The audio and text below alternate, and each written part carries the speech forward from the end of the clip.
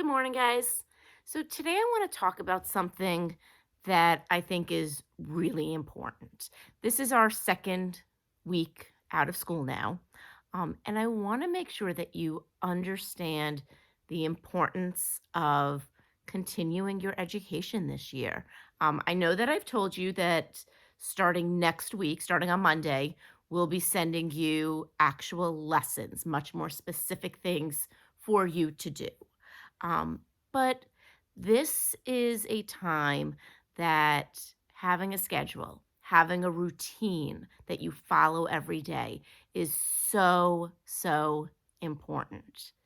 Okay. This isn't like summer break or the weekend where you can treat it that you're just going to sleep in as late as you want and play around all morning and not worry about your work. Okay. I don't expect you to be doing 6 or 7 hours of work as if you were in the classroom. Um, but it's really, really important to create a schedule for yourself. I know some of you have already done that. Some of you shared that on our Google Classroom chat, and I think that's wonderful. Um, but I want you to do that for me today. I want you to share your routine, your schedule with me today. And if you haven't created one yet with your family, I want you to sit down and create one today. This is a great opportunity for you to show leadership. Okay, habit one, be proactive. Take initiative. Sit down with mom and dad and say, I think I need a routine. Let's come up with a schedule. And I will share my schedule with you. I'll share Emily and Kayla's schedule with you.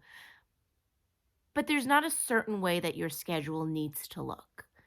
You need to figure out what works best for your family. Because, like you know, this is a very unique, a very new situation for everybody. Many of you have two parents that are now working from the house, and you have younger sisters or brothers. So your parents are trying to juggle maintaining their work, doing their jobs, while taking care of you and your siblings, while making sure that they're helping you with your education. It's a lot. It's hard. So, for some of you, you might not be doing your work until 5 o'clock at night because that's when your parents can sit down and help you. For some of you, you're able to work more independently and you can be working on your assignments earlier in the day. You need to figure out what you're able to be independent with and what you need help with. And you need to share that with your parents. And you need to create a schedule, create a routine. Okay?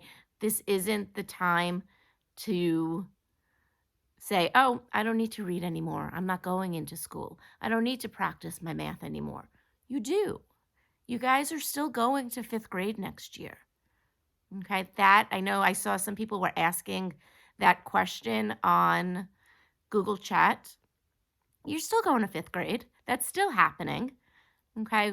We don't know yet exactly how the rest of this year is going to look. Okay. We're continuing to get new information every day. And as I get that information, I will be sharing that with you. I don't know what's happening with grades. I don't know how exactly the county will be handling all of this, but I do know you're going to fifth grade. Okay. So you need to take the initiative to keep up with your studies now. Okay. I will be helping you along the way. Your parents will be helping you along the way. But I want to see that initiative. I want to see that you are creating a schedule for yourself, creating a routine for yourself where you are putting first things first. Okay. The first thing that you do when you wake up in the morning doesn't need to be play video games. Is that what you did as soon as you woke up 2 weeks ago when we were still going into school? If not, then maybe that shouldn't be the first thing that you're doing right now. Okay. So put first things first. Think about what's important. Think about the things that you struggle with in school. If multiplication was hard for you, work on that right now. You guys have the resources. Okay. You know how to access Dreambox. You know how to access Shepherd software. You know how to access extra math. That you have those resources, use them. Don't just focus on the things that you love and that come easy to you. Take the initiative to try to get better at something that you struggle with. Okay. And in your schedule, put that time to sharpen the saw. Okay. Think about what is going to refresh you, rejuvenate you. That's so important right now. Okay. This is a stressful situation. Okay. You have to put time in your schedule for things that make you happy. Okay. My girls have been spending a ton of time doing art projects and exercising. That's extremely, extremely important. When you create your schedule, you don't have to put all of your work at one time. Okay. You should be spending about an hour and a half a day doing some kind of schoolwork right now. That doesn't mean spend 90 minutes all at once. Spend 30 minutes after you wake up reading a book. Then go do something fun. Practice whatever sport you work on. Practice art. Whatever you enjoy, whatever is important to you, do that for a little while.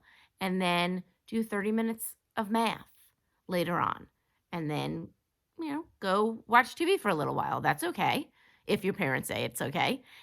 And then in a little while, do 30 more minutes of something school related. It doesn't have to be all at once. But again, you need to see what works for your family. Okay.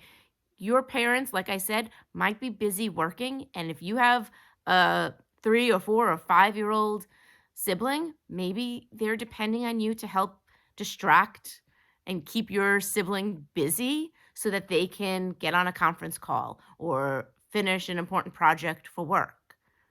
Okay. So maybe you have to do your work later on in the day, and that's okay. But create a schedule, create that routine so that you're not treating this like it's the weekend, like it's summer break, like it's an extended snow storm, a bunch of snow days piled on top of each other. Okay. It's really, really important. And I know you can do it. Show your leadership, show you can take initiative. I look forward to seeing all of your schedules later today. Have a great day.